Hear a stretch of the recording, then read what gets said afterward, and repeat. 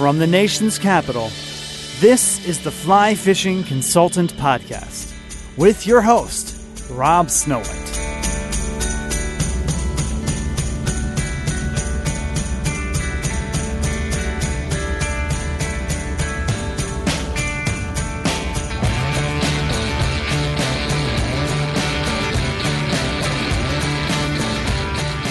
Thank you for downloading the Fly Fishing Consultant Podcast. This is Series 1, Episode 92, the 2016 fly fishing trip to the Salmon River of New York. This podcast is sponsored by OP Skagit, Olympic Peninsula Skagit Tactics. You can find all of the gear that we're using on this trip at opskagit.com. It is just about noon on Saturday the 5th. Holt is on his way to pick me up. We're going to pack up his Subaru. Not sure how much of my gear he's going to allow into his car, because I got a lot of gear. A couple thousand flies from the last 15 years of heading up there. Got a lot of gear, a lot of layers, a lot of sunglasses, hats, gloves, tying material. The tying material is an entire storage bin itself. I've been tying and prepping for this trip for a couple months now. I've learned how to make all sorts of new intruders through the OPST website, and it definitely helps to use their dubbing spinner. We'll have videos of that on YouTube when the trip is done. This is probably going to be a two-part podcast, so you're going to find out about all sorts of shenanigans, how the fishing is or isn't, maybe where we fish, maybe not where we fish, what we eat, what we drink, how the weather is. And my plan is get up at the butt crack of dawn, before dawn. It is daylight savings tonight. We are then going to go to the river, set up our morning camp, make a hot drink, eat breakfast, fish all day, and then probably around 4 in the afternoon, we'll be kaput. We will figure out what the fish we're biting on that day. We're going to go back and tie those patterns. If we don't have the materials, we'll stop at the variety of fly shops, and then we're going to do it all the next day. And this is what I look forward to out of the year. My wife gets her one big ski trip. This is my one fishing trip out of the year. I think you're going to enjoy this one. And remember, for all your Skagit needs, opskagit.com. Let me fill you in. It's now election day. We're at the trestle pool. I'm out on this, I think it's hopefully a rocking chair, because it's going back and forth. Looking out over some beaver ponds. So we got up here in record time. There was no traffic other than some tree cutting on the GW Parkway at Spout Run back home. So we made it up here fairly quickly. Stopped over at All Seasons. Bought some Pink Lady glow bug yarn, because that's what Art says I should be fishing, and got some other materials, bought my license, and then we went to the grocery store, got some food supplies, and rolled up to camp. It was pitch black by the time we got here. Now, the original Camp Chrome is completely blocked off. There's a gate, and it's fenced and locked. The second option, which was another campsite, was being used for logging, so that was blocked by actual logs. And then third option was perfect. We took the Subaru up there, set up camp, got the tents up, got the chairs out, got the campfire going, and just hung out and chilled. Not much was going on. We got up super early. Probably could have been earlier, because we get down to the river and there's people everywhere. You can see the headlamps on, and it's pretty darn cold. We're sitting there huddled up. There's a very obnoxious guide who went into a spot. He wouldn't even let people pass him. I don't know what authority he thinks he has on the river. Even first come, first serve. If you're not in the spot, you can't claim it's yours. You can't say, oh, yeah, we're sitting here and then we're going to move up 100 yards. Don't go up there. If you're not 100 yards up there, it's not your spot. So apparently this guy had upset quite a few people. Kind of surprised there's frogs out right now. It is in the 60s right now. I was in a t-shirt. I'm actually wearing a t-shirt under my sweater right now. And I've got a woolly aphid flying at me. Did I catch it? Yep, little woolly aphid. So we get up and start fishing. I waited maybe till 7:30. Nothing in the first stretch. So we moved down in the fly zone, and Holt heads back to his car. Maybe he went into town at McDonald's to get some coffee. Either way, I'm using a 10-foot 8-weight with a shooting head and just nymphing now. I ended up taking my favorite, just yellow sucker spawn with the white stuffing from Dr. Jones's Toys on a shrimp scud hook with red thread. And I got a chomp, chomp, chomp, and I went to set the hook, and a mouth came up. It was probably a 22-inch steelhead, real dark. It had been in the river a while, and then it spit the hook, and that was it. That was actually the only fish I've touched the entire time, other than lifting a salmon up with my foot today to move it as it swam upstream. So by the time Melinda's opened up, I went down to Melinda's shop to buy the laser running line from OPST to use with my new commando head. I didn't want to use the Rio one I had on there, mainly because the one that was on my large arbor reel I used for steelhead was a one-piece running line shooting head put together. The other reel I have, which is not my preference, has the integrated one where you can switch out the heads. So I could have switched heads on that. I just didn't want to use that reel. So go down to Melinda's, and she's swamped. There's 10 people in there. I'm shopping around. Tell her I'm the one who called the night before, asked about the laser line. Now, the problem is there's no loops on either end of the laser line, and this stuff is bright neon green, and it's very slick. So she tells me she could do the recommended knot, but she's not have time to do, a serious knot. She's like, can you do nail knots? I was like, yeah. So she sets me up at the tying table in the middle of the room, and there's just people everywhere coming and going. And I start off using the method we used back at Orvis in Northern Virginia, which is the 4 strands of 30-pound gel spun.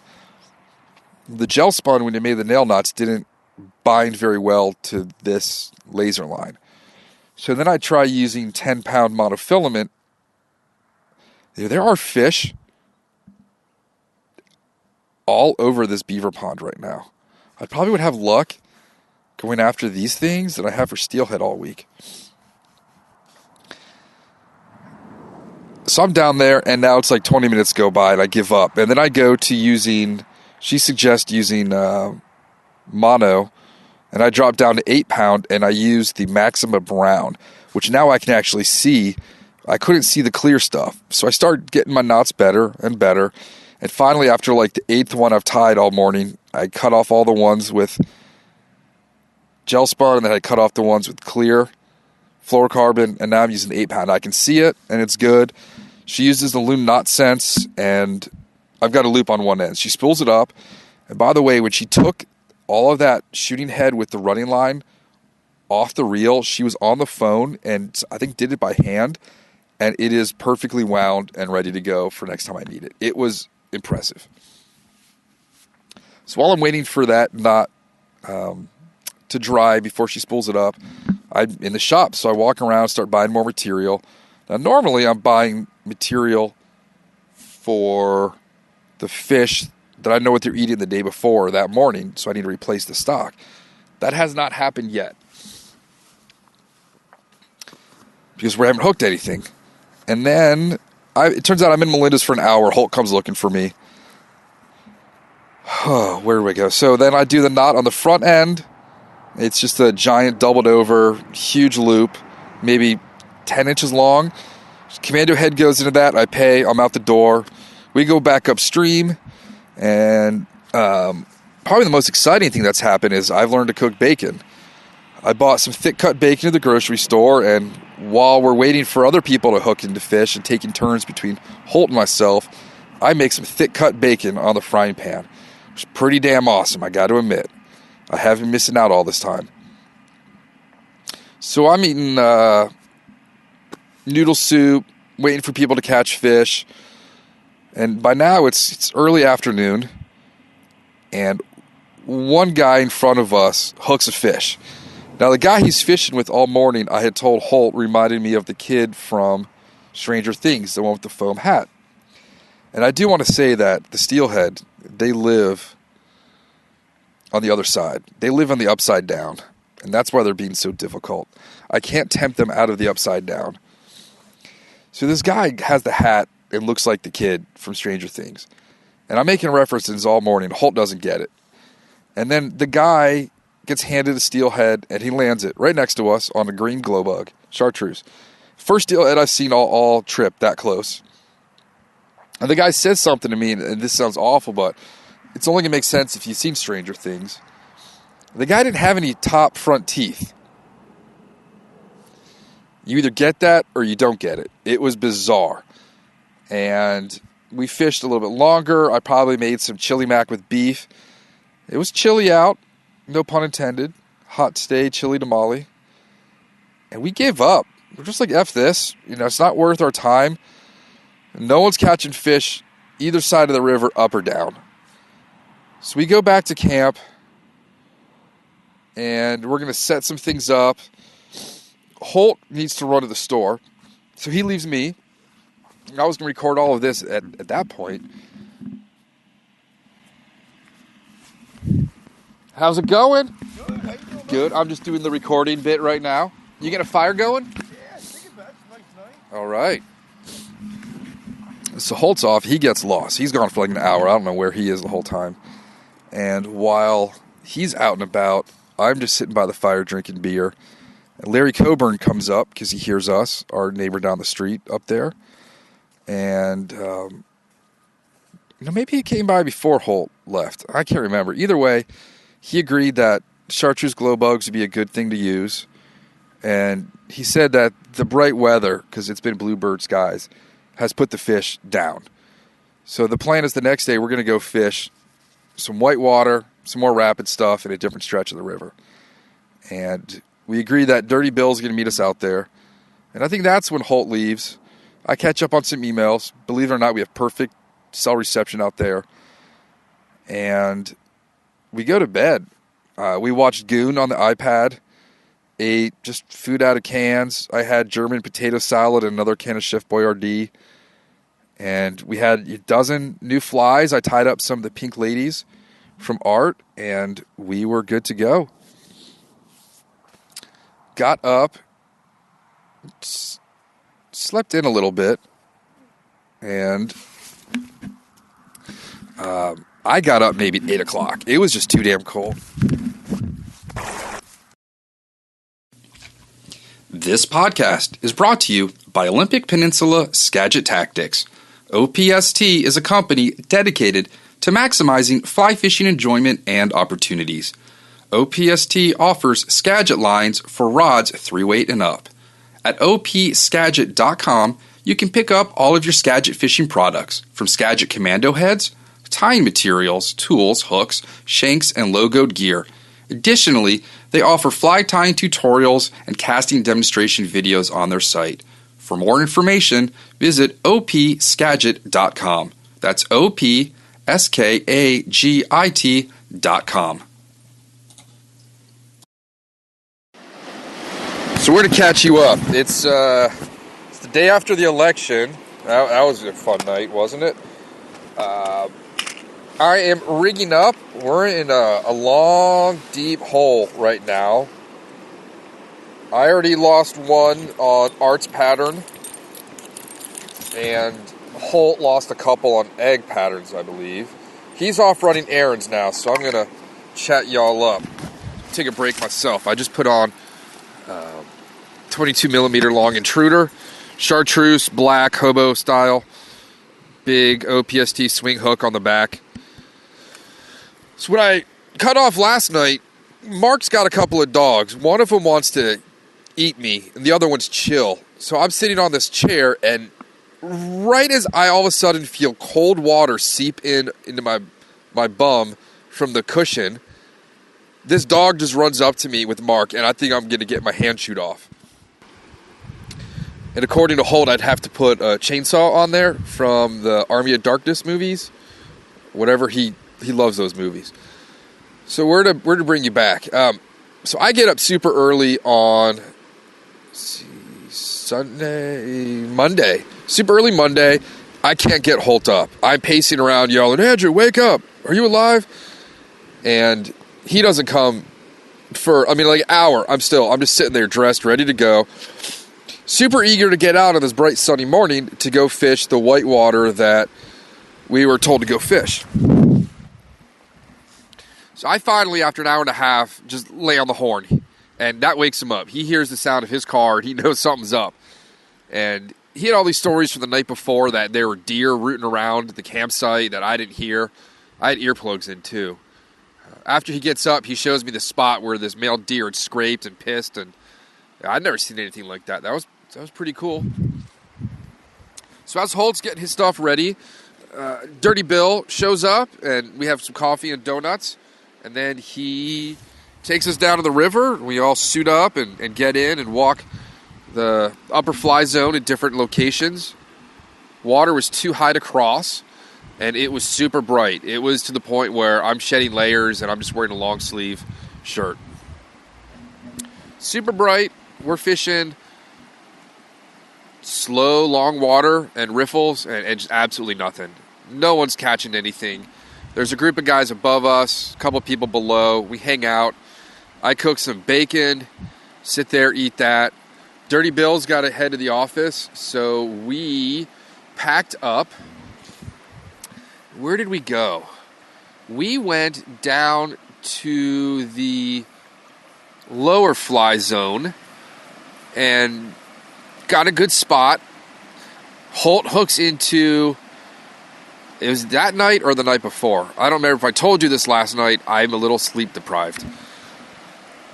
Holt's got a pink egg on and hooks into a monster steelhead. And he gets the gold star for holding on to the bucking bronco the longest. This was a big-shouldered steelhead, and it just started pumping and slashing and heading downstream. And Holt's looking at me, and I'm like, 100, 2 100, 3 100, and it finally popped his fly off, but the look on his face was just ecstatic. He was electrified.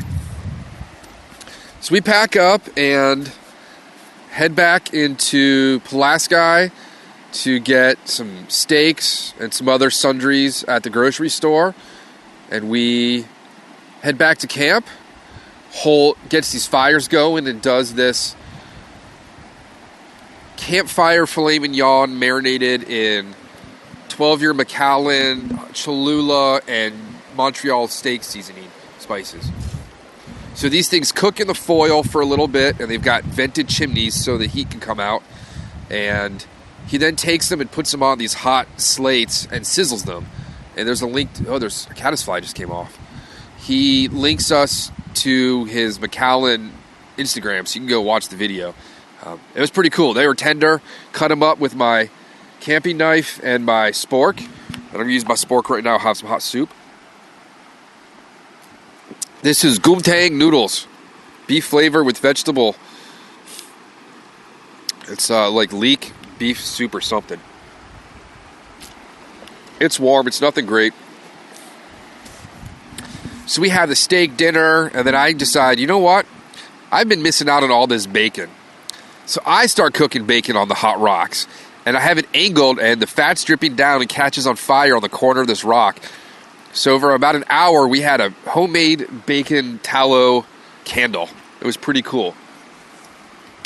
The plan is the next morning, we're going to sleep in yesterday morning. No, we were going to get up early, election day. Our plan was to get up at 4 something and head to the river and get a good spot. And I was all ready to start trying out new flies. Was it going to be the green eggs, Jumbo Johns? Am I going to get them swung on an intruder?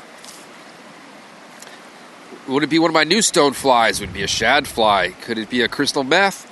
Could it be a Chinese Angora rabbit yarn sucker spawn? So I'm trying to think of what I'm going to rotate through the next day. And my alarm goes off, and I get up to pee, and I look out, and it's another just bluebird day in the forecast. I can still see SARS, not a cloud in the sky. It was cold. I went back to bed, and Holt said he woke up at 5 and told me I needed to get up to go fishing, and I mumbled something back. Have no recollection of having a conversation with him at 5 in the morning. None whatsoever. About 8 o'clock, we get up. We break down part of the camp. I have all my stuff ready to go so we can go fish and come back. Holt's getting ready. I'm getting my flies together, organizing my gear, what's going to go into my dry bag. So 1 pack of soup, 1 pack of dry air, freeze-dried chili mac with beef, Nalgene of water, stove, frying pan, bacon, kettle, the knife, the spork, Trader Joe's chai latte, insulated cup, measuring cup. All that goes in the dry bag. Here in my day pack, I've got swivels and split shot, my spools of tippet material, sunscreen, Altoids, more swivels, and then the big pouch, I've got 2 extra foam boxes of flies, a foam balaclava, sunglass cleaner, backup sunglasses, about 2 dozen intruders from last year, Seagar 40-pound amnesia, in orange, sunscreen. The next pouch, I have my new culinary favorite. This is Lee Kum Kee, Hong Kong, sriracha barbecue sauce. I will have pictures of this. I travel with this now. This stuff pretty much goes on everything. I know in DC they're trying to make ranch this hip new sauce again, but yeah, this sriracha barbecue sauce is absolutely ridiculous. I've got a box of about 12.5 intruders I tied up from this year. My big box of flies, which is a plano, it's the size of my forearm length. And then going back to old school, trying to get a little bit of my historical fishing in with some, I'm not a paranoid, superstitious guy, but there was one summer sausage year where we were just eating Hillshire Farms beef summer sausage just right off the knob, and we were catching steelhead. So I brought that with me. I've been noshing on that. So then we fished in the morning and got absolutely nothing. After we broke camp, drove into town. We got pictures by the mattress that said rednecks for Trump. They took a lot of effort to double over a mattress and secure it to a gas station sign. Then we went into town to fish the ball fields.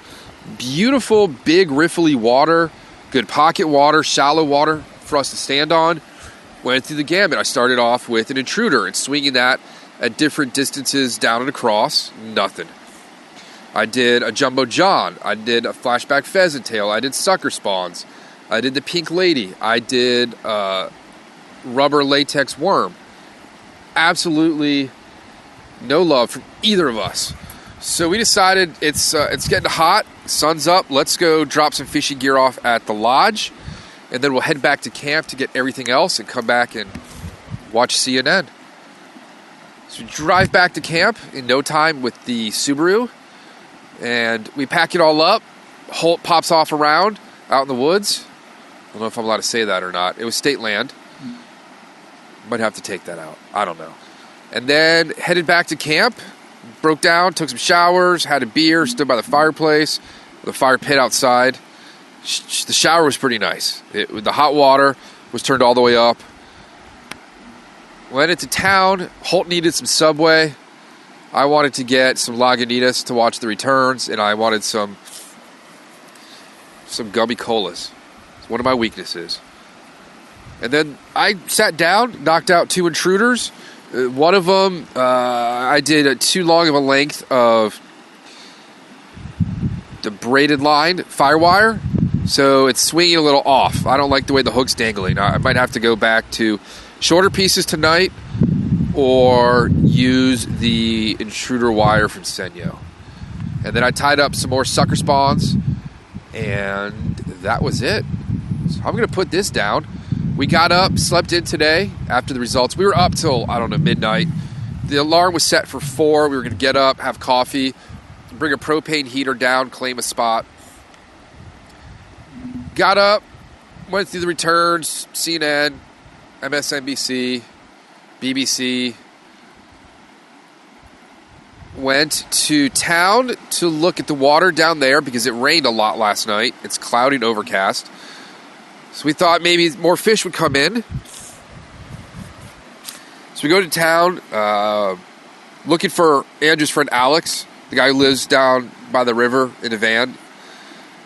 Couldn't find him, so we're up here at this spot. It was a short walk in.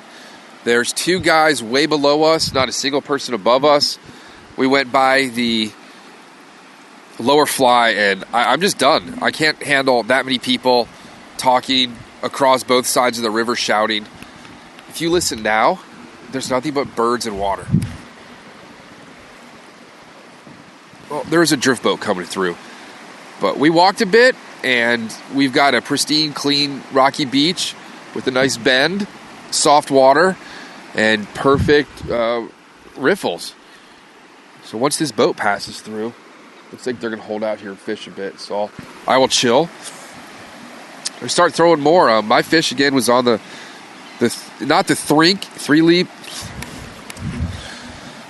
pink lady. I went to 11. I turned it up a notch, and I did 5 loops on it. So instead of 10-minute abs, it's 7-minute abs. And I'm going to go swing the intruder now through here. That's it.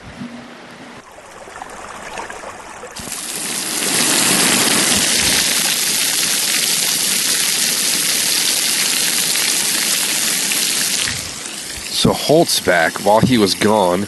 Remember how I mentioned a couple minutes ago, like an hour ago, that we had the place to ourselves? Well, 3 boats full of jabronis are parked here right now.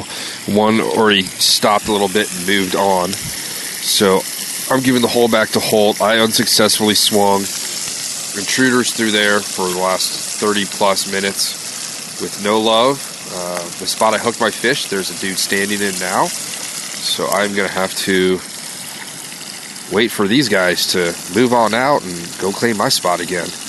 But still, it's quiet. There's really no one else here. I figure by the time I'm done taking my break, they're going to be ready to peel out.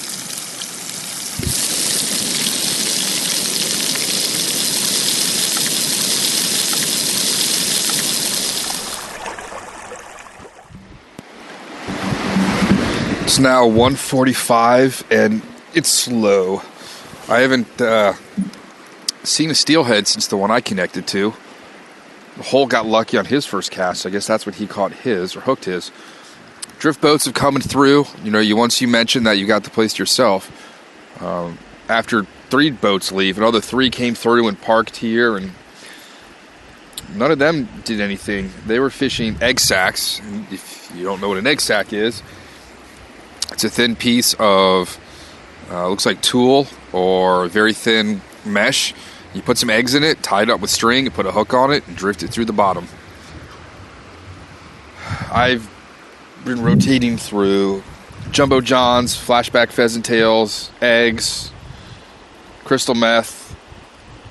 And now I am back to swinging. I took a break to make a grilled cheese and some hot chai. The temperature's dropping. I'm still only wearing a sweater out here. I think I've got enough layers on underneath that I'm warm. I've got base layer against my legs, and then nano puff pants, and then fleece bibs over that.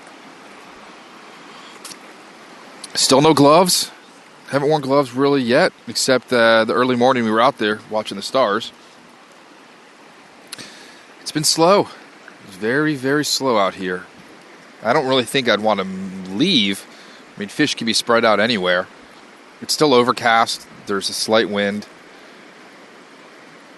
This is a good a spot as any. You just got to find where the fish are. And we're hoping that they're here because of the speed of the water, the depth, and the turbulence at the top and the bottom. We're hoping that they're going to eat egg patterns and whatever else we could throw at them. We just got to figure it out, and it's trial and error. You just got to keep trying and then cut your line and start over, and have not gotten to that magic fly yet. I will definitely be tying up some more of those pink ladies tonight. The last one got caught in my sweater, and it just wouldn't come out. Even with the barb smashed, it was just caught in there, so it's destroyed. Now I'm just going to sit back here and warm up a little bit with my food and drink, and I'm going to get back to swinging flies.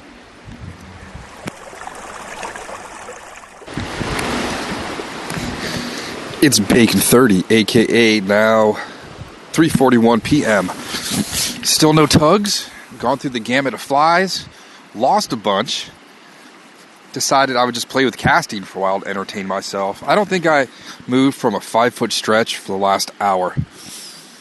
The guys in the boat, one boat caught a juvenile Atlantic salmon on bait, and the other boat landed 2 steelhead, hooked 3. So they're definitely in here. I had one salmon go between my left boot and the shore, which is kind of scary. Came out of nowhere. Holt took about an hour nap while I was up there swinging flies. Man, that bacon. I've got more bacon this week than steelhead. So I like to think that I've got this steelheading dialed down, that I'm a pretty decent, at least, steelhead angler. I'm kind of getting down to myself. I'm not hooking fish, but then not seeing anyone else. These guys haven't had great days. There's no one else out here, so we don't know how other people are doing. But I'm having one of my slowest days. I'm getting a fish now, one every 3 days. Just a bite. Working on what I'm going to tie up tonight. Watching TV, getting warm. Hopefully they've got soup tonight in the crock pot at the lodge. Tomorrow night we're going to head down to what used to be Timbers and get some burgers and fries. I've just been digging through some old fly boxes here, pulling out some pink stuff, some stuff that looks like what I hooked the fish on this morning. And that's about it. I'm going to keep plugging at it maybe another 30 minutes because it's getting cold, it's getting windy.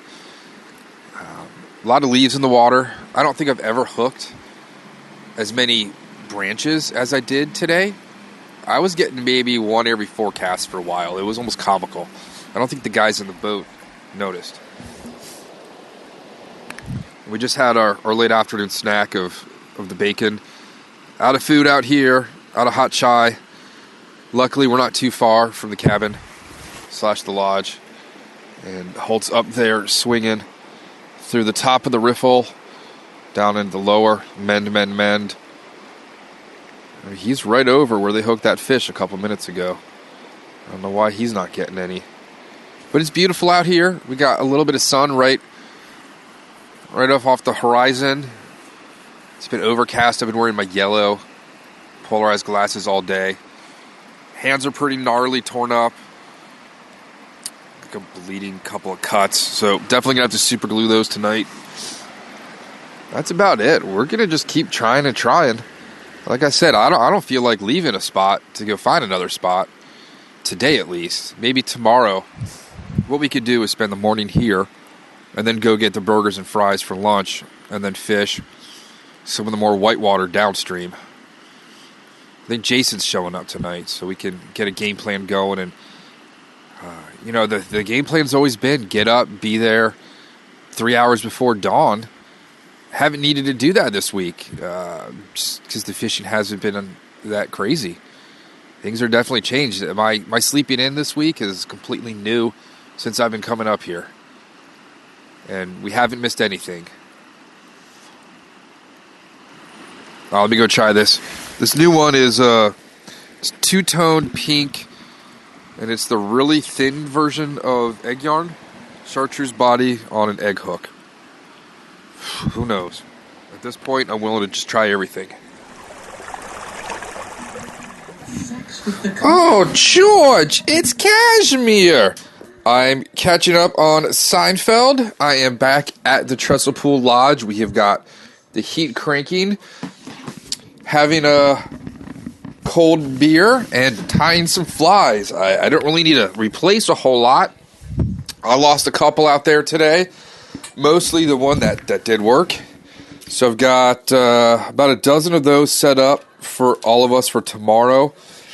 And then I opened up my black and blue barred, not spotted, OPST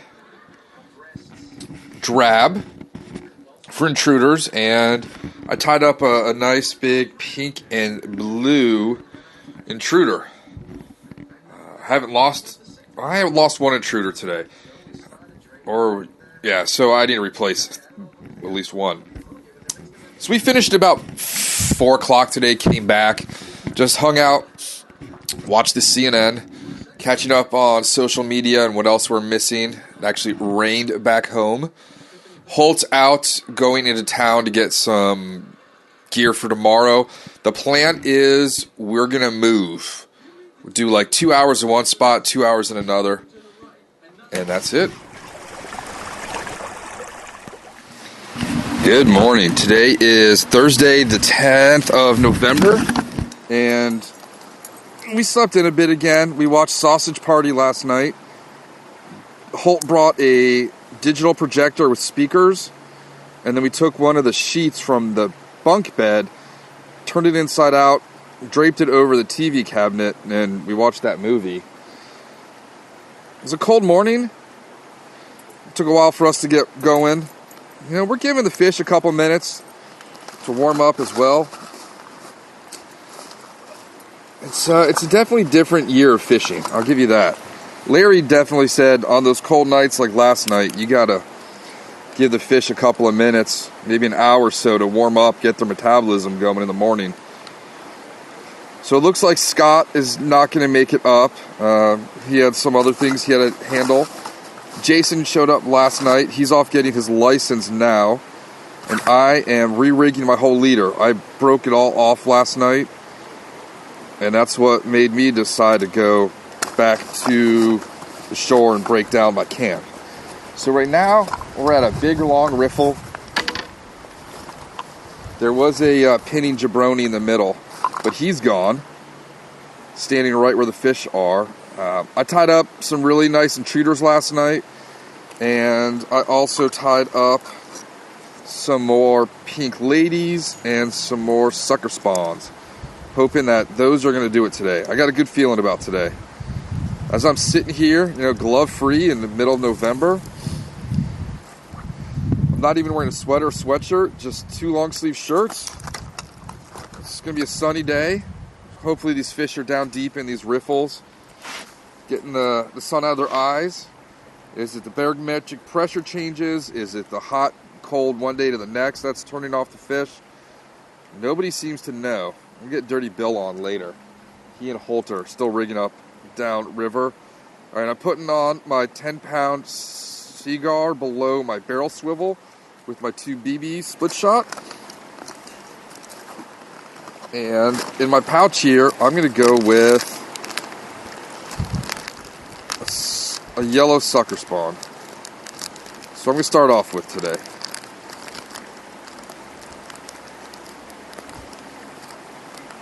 Alright, I just do the regular improved clinch knot. Nothing special on them. Nothing too crazy. I'll do a loop knot, non-slip mono for my intruders when I'm swinging. I tell you, my fingers definitely hurt. Got a bunch of hook punctures, line slices, just squeezing split shot on before I clamp it down.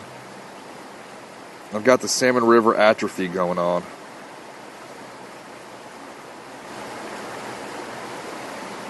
A couple more years, I'll be bringing the kid up. She can do all the hard work for me. She's got to learn how to do it. All right. Clamping down my barb. I'm getting in. Not wearing my yellow sunglasses today. Jason's got those on. Sunny and bright. And let's listen to that water.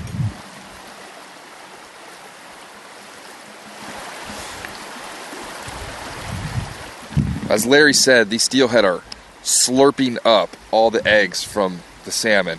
They're going all around the river doing it. So hopefully they're doing it in these riffles. I'll check back with y'all later. This podcast is brought to you by Olympic Peninsula Skagit Tactics.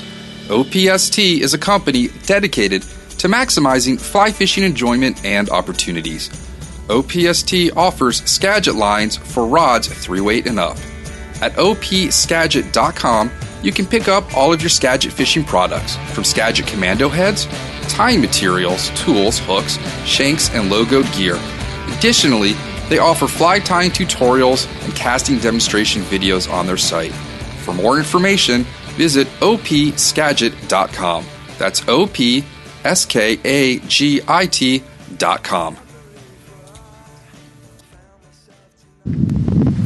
Alright, so yesterday, take my face mask off, we fished with Dirty Bill, and Jason might be into a dead salmon now, or just a big rock, or a leaf. There's a lot of leaves today. So we hiked down so far yesterday with Dirty Bill that Holt couldn't find us. He went back to the lodge, crawled through a window. You got fish on?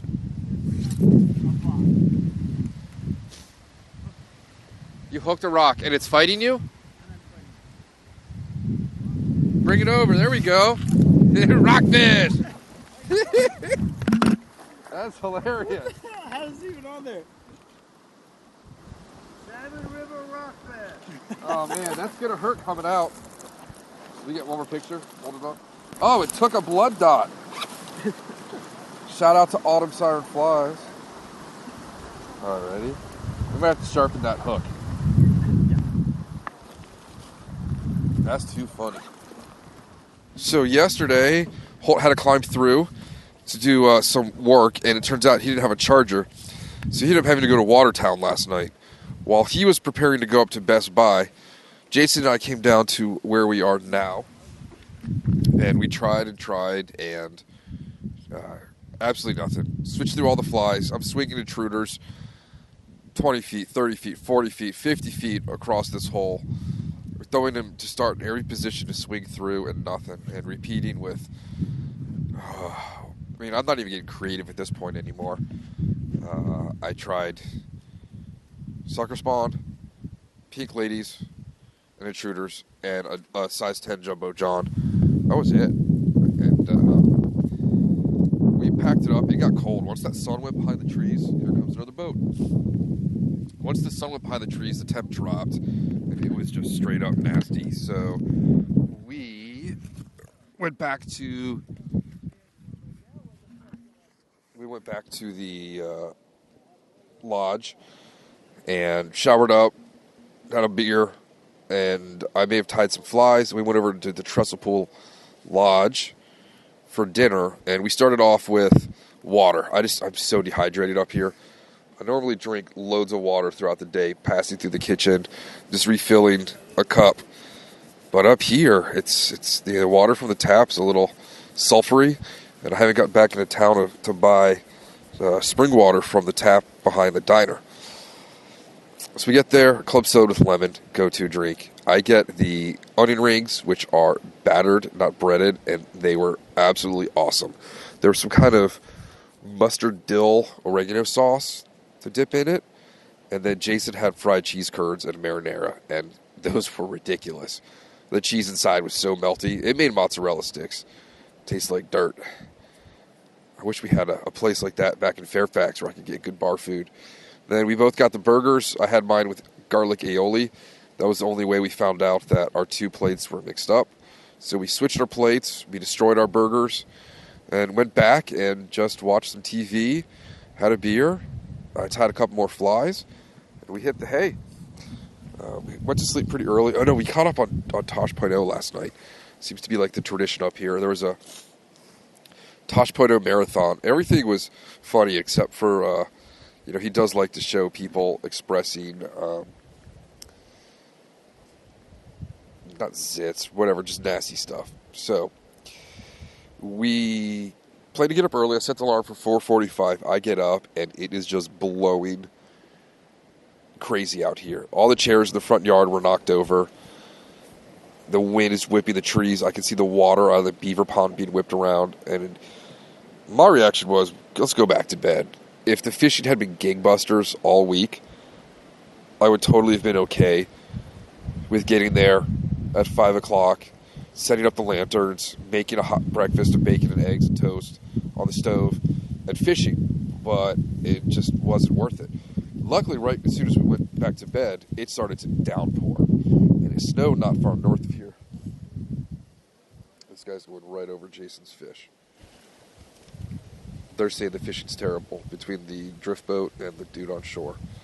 There's such an odd variety of anchors out here, too. This one is just a square.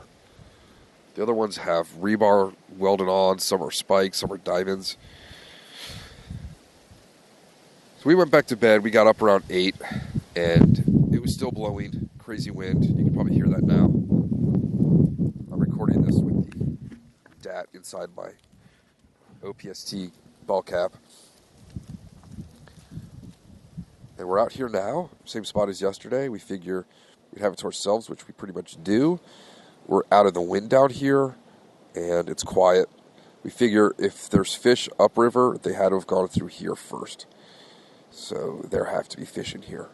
We're just going to keep plugging away all day. Eat some hot food. It's cold. My face is covered up.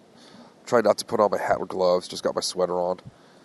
And I'd rather, if I'm going to foul hook myself, and be in the sweater through my nice steelheading jacket. Already put a hole in that once this week, so I've got to tenacious tape that up.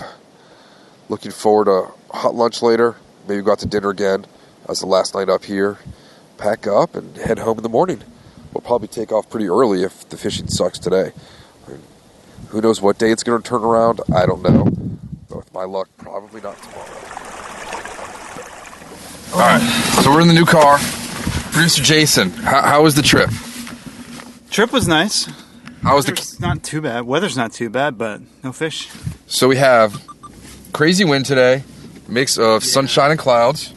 A little bit of flurries, too. It snowed. The river level has gone up a bit. And one thing that we really haven't discussed, there's apparently a massive raw sewage leak right above DSR the other day. Like, gallons, like... What's DSR? Douglas and Salmon Run. Oh, okay. So maybe that's why we're not seeing fish in the river.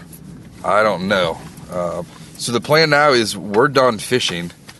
We fished 3 spots today and didn't get a tug in any of them from a fish. Yep.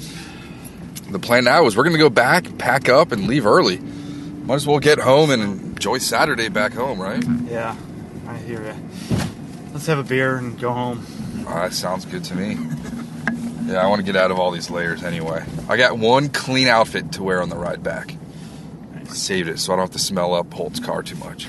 I got the same one, but it's fine. He bought a can of Febreze up here. He's like, man, he's going to spray me while we're driving.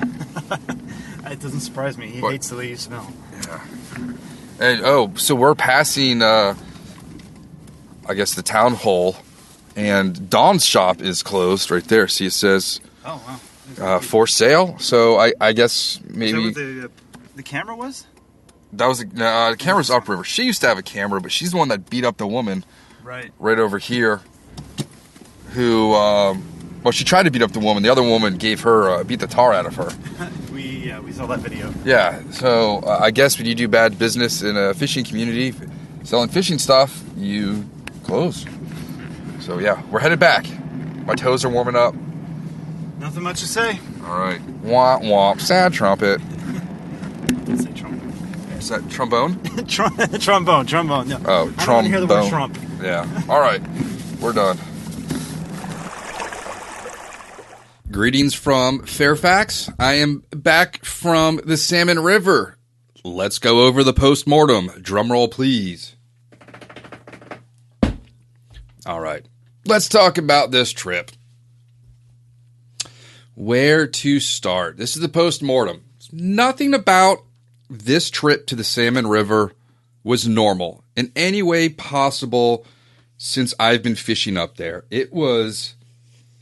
Now, I said that Steelhead live in the upside down. This was like Bizarro World on Seinfeld. You know, when there was the other Kramer and they're going to the library and stuff instead of the comic book store or whatever they were doing.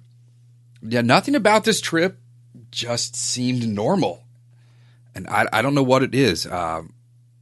We didn't land a single fish. We never used a net to touch a fish. I saw 2 steelhead landed on the fly in 6 days. I saw one steelhead landed on bait. I saw one Atlantic salmon landed on bait. That was it. This is 6 days. So that's 2 years now since I have caught and landed a steelhead. 2 years. Now, granted, I put all my eggs in one basket. You know, I save up all my time to go away and effort and energy put into this one big trip. Yeah, it's an absolute letdown. It's almost as if I take it personally. It's depressing. Now, I wait for my one big fishing trip of the year. I start in August just thinking about my steelhead trip. And then you get up there and it was a total bust. I haven't touched a steelhead. I haven't seen one up close. I forgot what they smell like, the power of them, how to land one with a net, how to fight a steelhead. It's like I'm going through steelhead atrophy.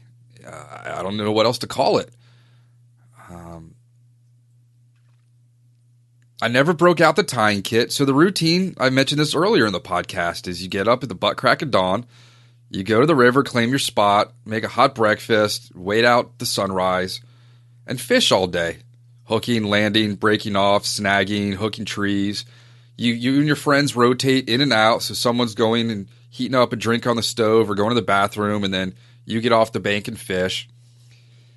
We didn't have a big group this year, and we didn't really need to. Definitely missed everybody, but seeing Thomas and Scott missed beer tie last night, I was like, Thomas, man, you missed absolutely nothing. And he had a better trip fishing down here while we were gone. And people were texting me, how is it? And I just gave them the big thumbs down. It was just like this. This is how you can summarize.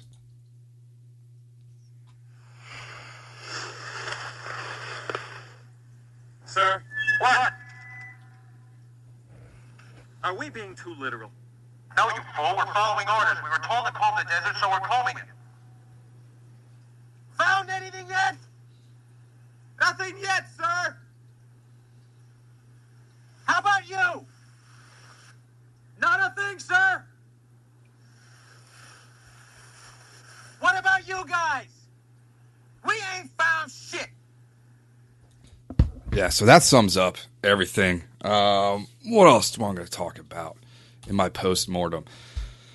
So that after the day's done, we usually go to the fly shop and buy the materials we don't have to tie, what we were catching that day. And then we go and tie them, eat dinner, have a couple drinks, go to bed early, wake up, repeat. And I like that. I'm trying to figure out what the fish are eating. That's the challenge in it to me. What the fish are eating. First, you have to find where they are. Why are they there? Are they going to be there all day, or are new fish coming in? So you got to find your spot on the river where you're going to hang out. And for me, that is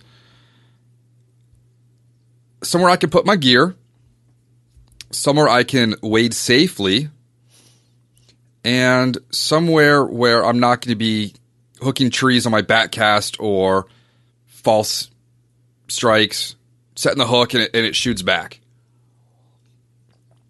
So that's my first challenge in trying to catch a fish. And I like trying to figure that out. And then it's, if they're there, are they eating? If so, what are they going to eat, or what are they going to bite to get out of their way from anger? So you go through your flies and you try to use process of elimination and some of your fishing street smarts. And then you try to choose the fly.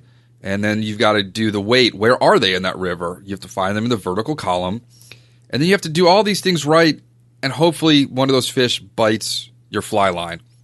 And the race is on. Never happened this trip. It just never materialized. We didn't get up early. You know, those first couple of days were bluebird. I was wearing just a long sleeve or t-shirt at camp.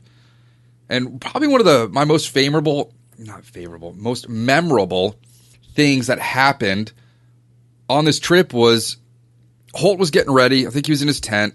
And I'm just sitting in the camp chair on this warm, sunny morning around 9 a.m. And just a whole bunch of chickadees came in. And there's no sound. The wind wasn't rustling. You could barely hear the creek. And these birds were kind of just checking us out and flitting around from tree to tree and branch to branch, looking for food and getting closer and closer to inspect us. And I had one of those just moments where you're kind of one with nature. They're looking at me. I'm looking at them.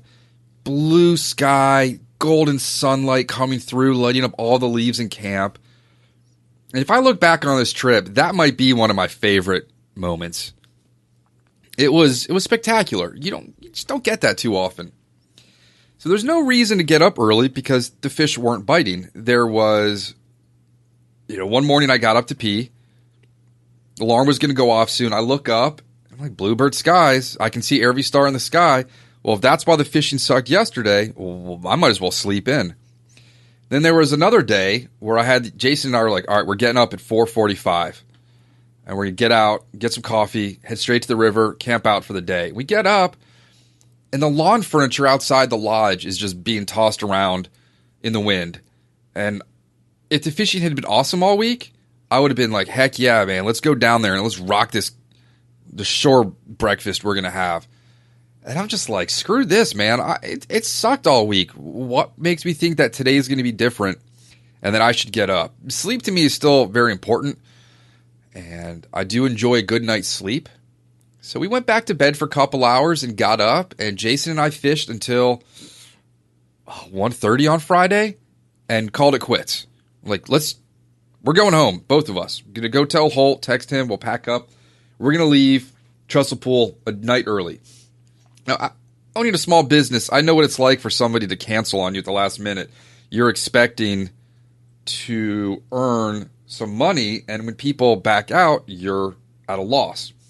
So I volunteered to pay for myself for that night, and I guess they just assumed everyone else was. Jason wasn't staying, so I paid for Holt's night, and we packed up and took off and came home a day early.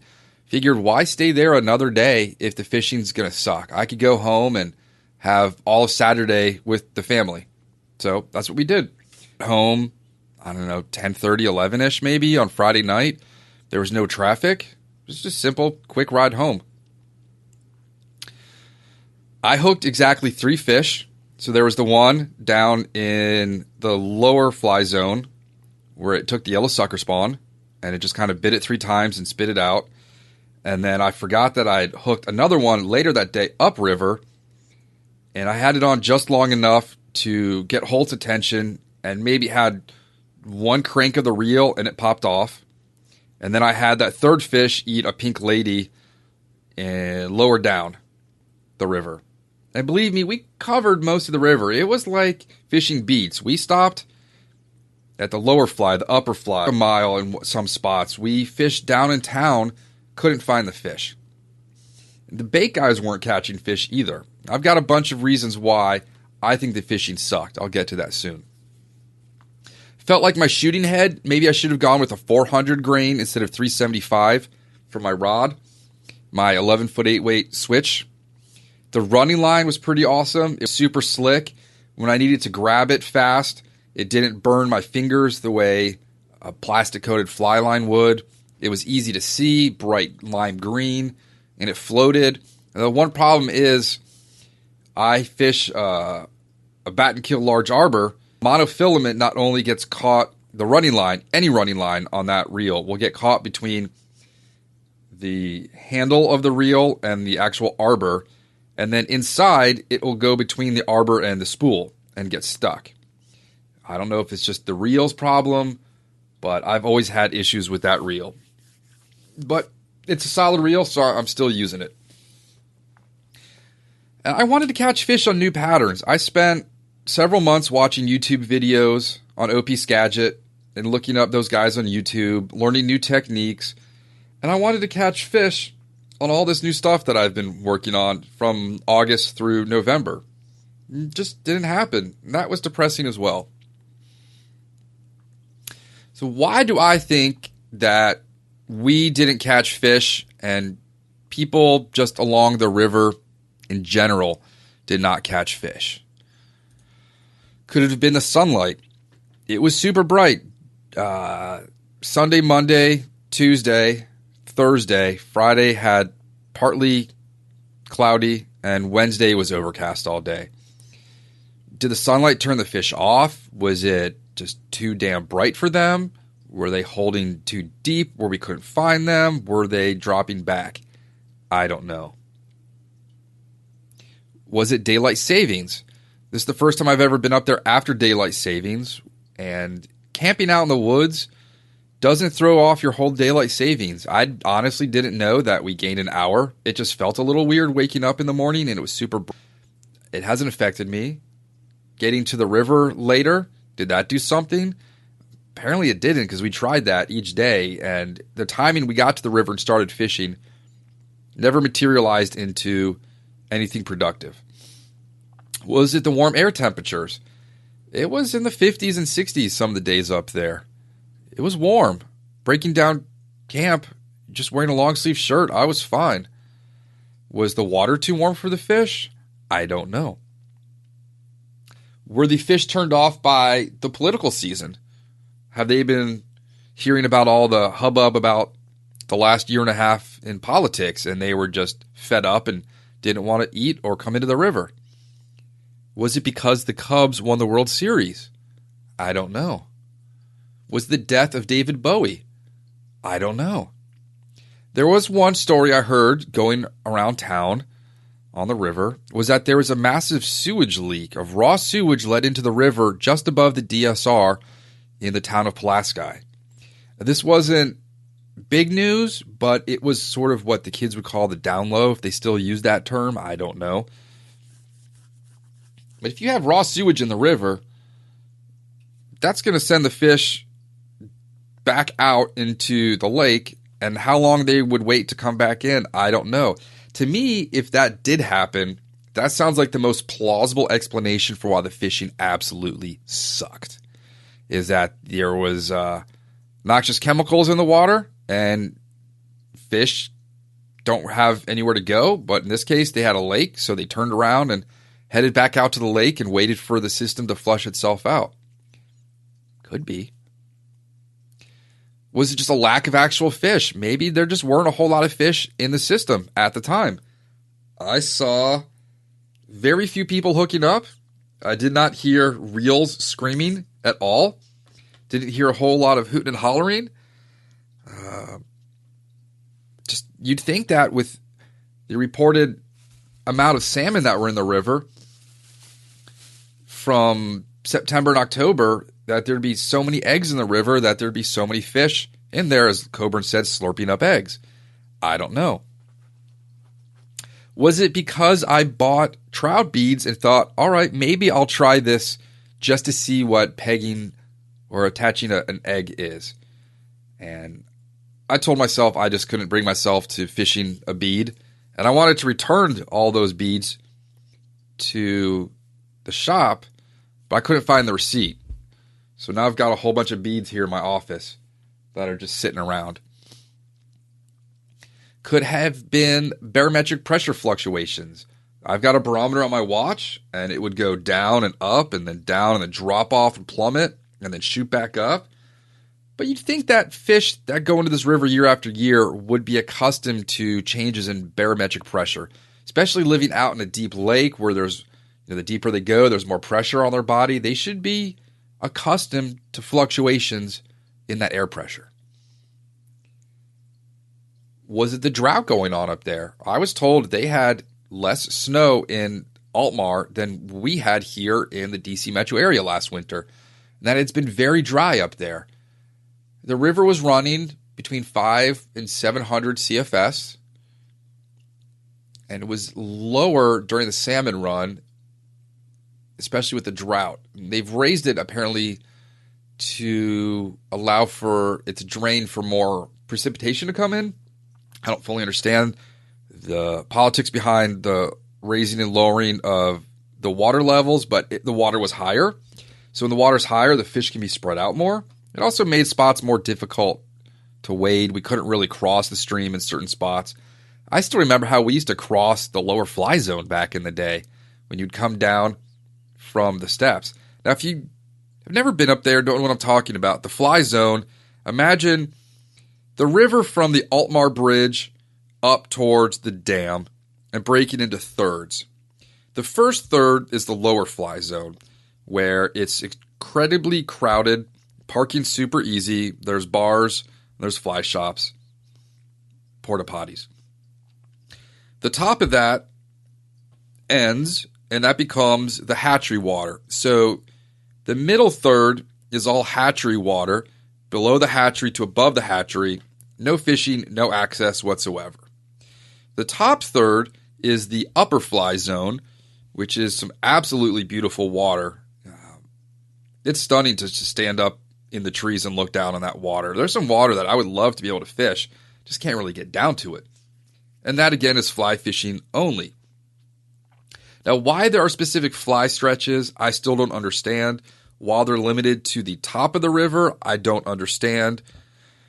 I don't understand if people think that it's fly zone means you can fly fish there only, because it is incredibly crowded with fly fishing people. Some of those walks downriver, we maybe saw one or two other people, and they were having just as much awful luck as the people up in the fly zone, but they had the entire river to themselves. There were spots where people were just in the river casting and shuffling down a couple steps, and they would do this for a quarter or half a mile and not have to deal with any other person. And the fly zones, it was getting to me, just people shouting and having conversations across the river, the hostility between guides up there, just obnoxious people. It lost its fun. It just wasn't enjoyable in that stretch, and I just really didn't want to fish it. Now, the last day, on Friday, we had planned on fishing it, and then just said, screw it, let's just go downriver. Was it the supermoon? We had a super moon last night, last 2 nights. Was the effect of that moon getting larger in its gravitational pull, did that affect the fishing somehow? I don't know. I do know I spent a lot of time and energy on this trip. Like I said, I put all my eggs in one basket, and it was a total bust. It was a letdown. I've been on worse fishing trips, maybe. The trip to Martha's Vineyard wasn't a fishing trip. That was to go see Jacko Pierce play at the old whaling church up there. And I brought my fishing gear, like the previous podcast where I just bring it on to vacations. But this was pretty awful. 3 fish hooked in 6 days of fishing.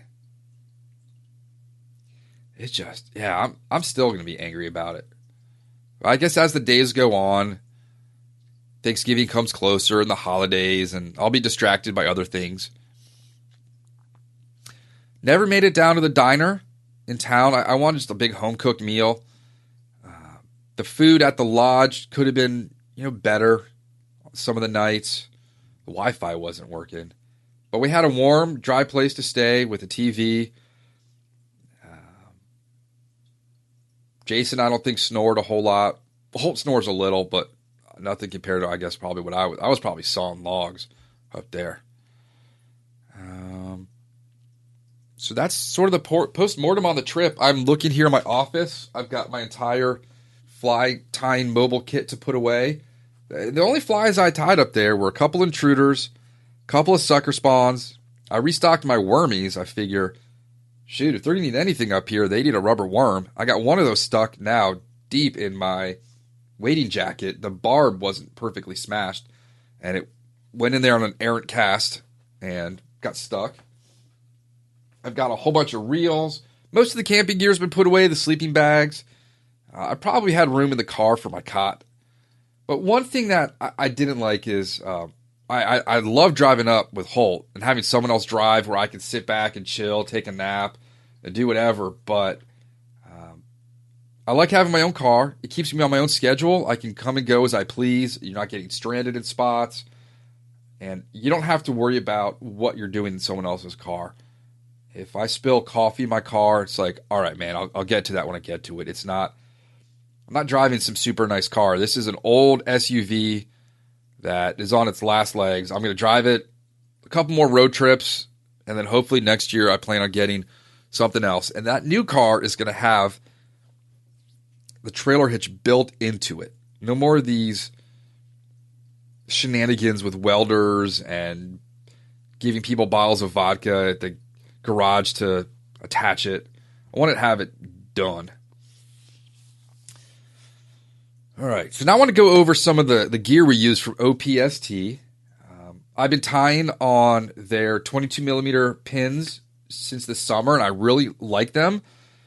They're super easy to fit in my Regal vise, and they don't bend. They're nice and heavy.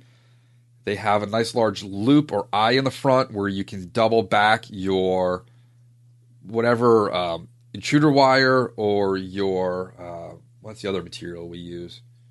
The fire wire. There's no big bulky loop at the back where it's just going to be awkward. If you tie intruders, it's just easier. It's hard for me to explain talking. But I also picked up over the summer the OPST dubbing spinner. I was never a dubbing spinning guy. And watching the videos and talking to Jerry at ICAST last year, got me convinced maybe I'm going to start trying this stuff. And I like it. It's very heavy. And once you spin it gently, it just keeps going and going. You got to stop it when you're ready for it to stop. Otherwise, it'll just keep spinning, making a tighter dubbing loop. I was never into, dubbing composite loops or using a toothbrush or a bodkin to pick out materials. And now that's kind of standard when I'm tying those intruders, is to, if you watch the videos, the composite dubbing loops, and it changed my entire thinking and how I tie and the patterns for my intruders. I've increased the types of patterns I can tie just by watching those videos. Some of them are a little long, but you can put them on mute and watch them when there's something else on the TV. You can fast forward them. Just look up Jerry French, Ed Ward, or OPST tying videos or OPST videos on opskagit.com. Now, the heads are pretty cool. I like my 375 grain. I mentioned I would have preferred to have maybe a 400. That's just my personal taste. They blend in with the sky, which was pretty cool. It reminded me of the old Orvis light green, I believe, silver label fly line that just looked like a cloudy sky. So if you're worried about it going over fish, it's not really going to show up. The thing about the OPST heads is that they start at levels you can use on your 3-weight.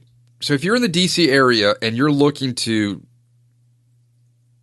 Skagit cast for shad from the banks, this is going to be the system that you want to get. You're going to want to get the OP Skagit head for the commando head for your 5-weight, which is kind of typical around here, and then either get their running line or another running line, and you can bomb out a 60-foot cast with a 5-weight, no problem, to get out into the middle of the river for shad. Put on a sink tip, and you're going to get into more fish than you know what to do with. Just in general, if you are a single-handed angler needing to roll cast or punch out lines in wind, over surf, or just in general trying to increase your distance, this is the way to do it. Now, Melinda's husband didn't like the fact that it was kind of a monofilament polymer as the running line. I think he wanted me to have more of a fly fishing running line, but I'm not a complete purist like that, and I like the line. I went 40 pound, and sometimes I was nervous when I hung up that I'd break it, but it never broke. It was good stuff. And I wanted to catch, this is the second year I've had the swing hooks. They're heavy and incredibly sharp. I only had to touch up one with the file, and I really wanted to land a steelhead on one just to see the difference between that and other intruder or octopus hooks. And didn't happen. So the plan now is maybe hit up some Ohio tribs over Christmas break, maybe do some Pennsylvania Erie tribs depending on the weather. My wife says I should go out and get myself a steelhead on the end of my line. It would have been the equivalent of her going out to Colorado and just no snow on the mountains which you went to ski. It's the only other analogy. Or that you go to some restaurant and there's just no food.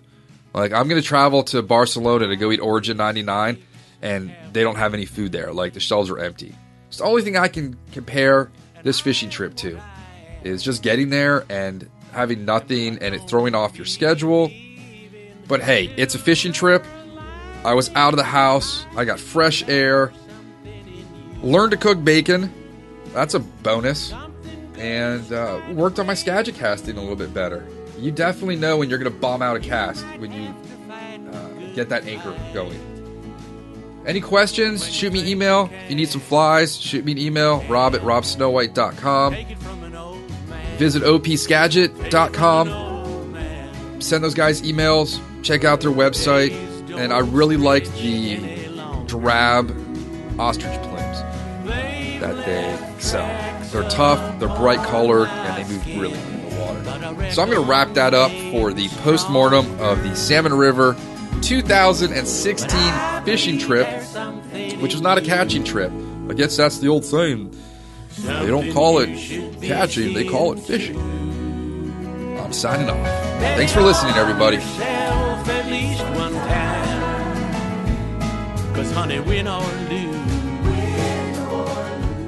Thank you for joining us for the Fly Fishing Consultant Podcast. For more information or to contact Rob, please go to www.robsnowhite.com. And if you lack the strength of your own, honey, hold out your hands and take it from an old man.